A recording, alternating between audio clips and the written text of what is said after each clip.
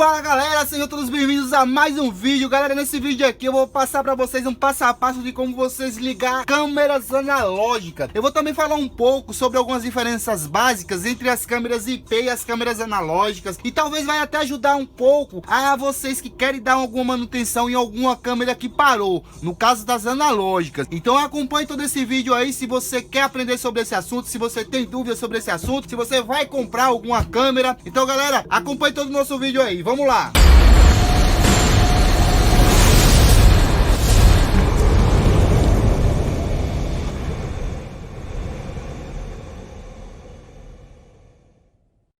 Galera, como vocês podem ver, eu tô com alguns exemplos aqui de câmeras bem comum, muito encontrado no nosso dia a dia por onde a gente anda. Basicamente, todas essas aqui que vocês estão vendo nesse canto aqui, elas funcionam com o mesmo princípio. Elas são câmeras analógicas, pessoal. O que é isso? É uma câmera, não é digital, é um nome que é aplicado, pessoal, a essas câmeras que necessitam de outros aparelhos para funcionar. No caso da câmera analógica, por exemplo, você não consegue ter acesso a essa imagem sem você ter um monitor, um televisor ou coisa parecida. Já no caso das câmeras IP, elas têm um endereço fixo, onde esse endereço você pode acessar através de outros dispositivos, como por exemplo um telefone celular ou um computador, seja lá o que for. Então já existia também câmeras onde elas disponibilizavam um outro dispositivo particular dela. No caso aqui eu tenho um exemplo, uma babá eletrônica, era projetado a imagem dessa câmera nesse dispositivo. Com o avanço da tecnologia, as câmeras IP veio para revolucionar isso, porque elas trazem um endereço que é como se fosse o endereço do seu telefone celular. Você tem condições de estar acessando todo esse monitoramento através de poucos cliques. Vamos partir agora, como eu disse a vocês, para o passo a passo de como ligar aqui as analógicas. O que é que uma analógica precisa para funcionar? Necessariamente, pessoal, precisa-se de alimentação e uma tela para você monitorar. Essa tela pode ser sua TV. Qualquer televisor onde tenha a entrada de vídeo vai funcionar perfeitamente na câmera analógica, pessoal. Então veja só como é simples. Eu tenho aqui como exemplo algumas câmeras que elas já vêm aqui com esses conectores que é bem familiar a muito de vocês aí. Eu tenho aqui um conector P4, eu tenho dois conectores RCA. O que é que tá me dizendo aqui essa câmera? Que esse camarada aqui é o camarada da alimentação. Esse camarada aqui é onde eu vou colocar a energia. E quanto de energia eu preciso colocar aqui nessa câmera para ela funcionar? Pessoal, todas essas câmeras, elas vêm anotado quanto de voltagem ela precisa. Na maioria dos casos, essas câmeras vêm anotado, vamos dizer, 12 volts. Todas essas aqui, mais comum que você encontra, por exemplo, em fachadas de casas, de lojas, seja lá o que for, elas são 12 volts. Mas também tem algumas outras, por exemplo, como essa daqui, trabalha com 9 volts, com 5 volts. Então é muito importante você atentar-se a essa questão, porque qualquer variação para mais dessa energia você vai estar queimando. Então necessariamente o que é que eu preciso para ligar uma câmera dessa? Como vocês podem ver, ela já está aberta. Essas outras aqui, elas, por exemplo, se eu quiser abrir ela aqui, é muito fácil também para vocês verem que são todas iguais aqui internamente. Então eu tenho aqui alguns terminais. Nesse caso aqui, eu tenho o terminal aqui com 2 pinos, vai para essa primeira parte da frente onde fica o sensor de infravermelho e o sensor de luminosidade. Do outro lado, pessoal, vejam só que eu tenho 2 conectores, diferentemente dessa que eu tenho 3. Essa daqui, ela tem um P4, onde eu também vou colocar energia, e tem uma saída de vídeo. Já essa daqui, ela tem áudio. Então, por exemplo, vamos levar como base essa daqui. Eu coloquei os 12 volts aqui através de um carregador. Vocês vão lá ver que, por exemplo, esse aqui tem lá 12 volts, esse daqui. Então eu ligo os meus 12 volts direto nessa câmera. Automaticamente, se eu tiver no claro, não vai acender nada nesses infravermelhos. Mas se eu colocar o dedo aqui, esses camaradas vão ficar acesos, pessoal. Você vai ver a luminosidade deles.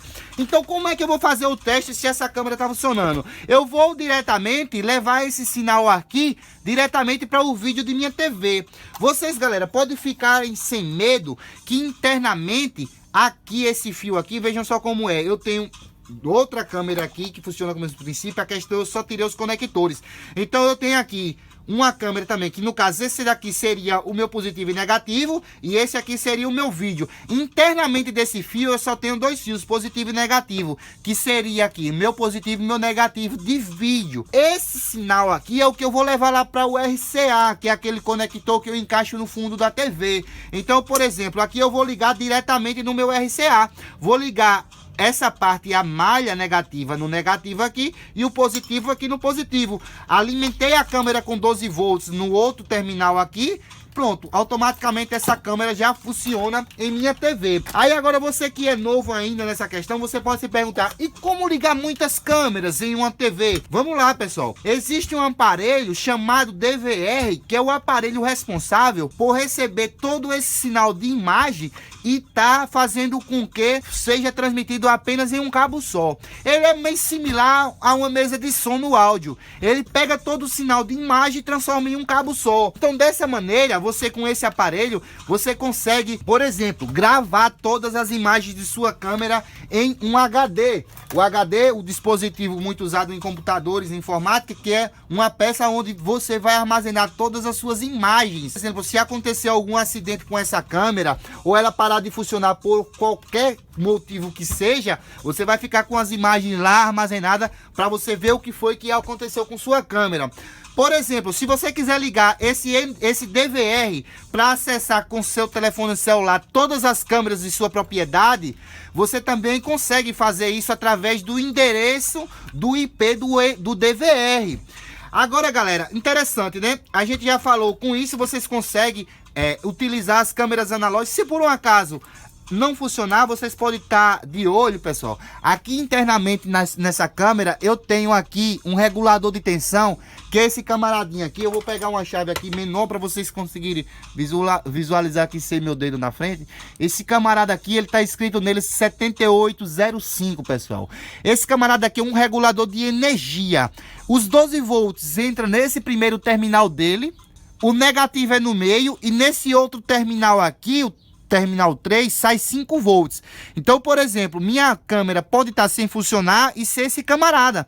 Note que esse outro camaradinha que está aqui do lado, ele até carbonizou. Já é uma dica aí para você que tá com alguma parada e quer dar uma analisada, ver se consegue botar para funcionar. Ou muitas das vezes essas bichinhas, elas são descartadas. O pessoal às vezes troca de circuito, coloca um circuito mais avançado. Às vezes ela tá com uma sujeirinha na lente, o pessoal descarta ela. E muitas das vezes elas estão funcionando perfeitamente. Então é uma dica de reutilização. Você pode estar dando uma analisada caso ela não ligue nesse regulador. Pode estar solucionando o defeito também de sua câmera. Agora a gente vai falar um pouco sobre a questão da câmera IP. A câmera IP, pessoal, além do endereço, ela também disponibiliza nela mesma um sinal de Wi-Fi. Muitas delas, ela já vem acoplada com uma antena e uma saída de LAN. Essa saída de cabo LAN é para você conectar diretamente no roteador.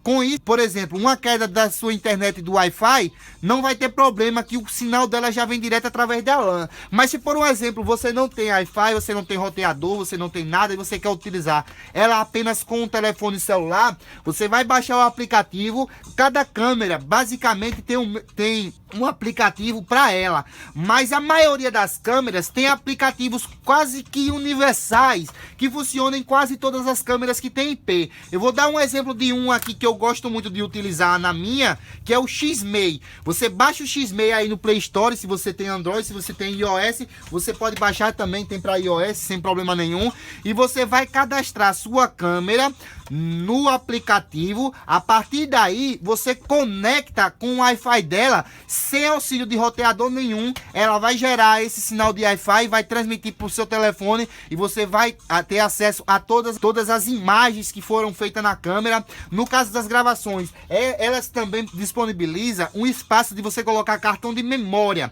Então esse cartão de memória é super interessante para aplicações aonde você quer ter um feedback da imagem que rolou ali durante um determinado período e não há necessidade de ter um NVR. Mas se por um acaso a câmera ficar em um lugar onde é muito exposto, onde corre risco de algum vândalo fazer alguma avaria nela, é interessante você ter um outro aparelho internamente na sua residência para você gravar todo esse sinal, que no caso da câmera P é o NVR. É muito parecido do DVR, mas é NVR. Eles são específicos para trabalhar só com câmeras IP. Então você cadastra o seu IP de sua câmera nesse camarada, e a partir desse camarada você tem os mesmos recursos do DVR, que são gravação interna nele, ter acessos a todas as câmeras em uma só tela, e uma série de outras aplicações do NVR que precisa a utilização dele para que você possa ter, por exemplo, a garantia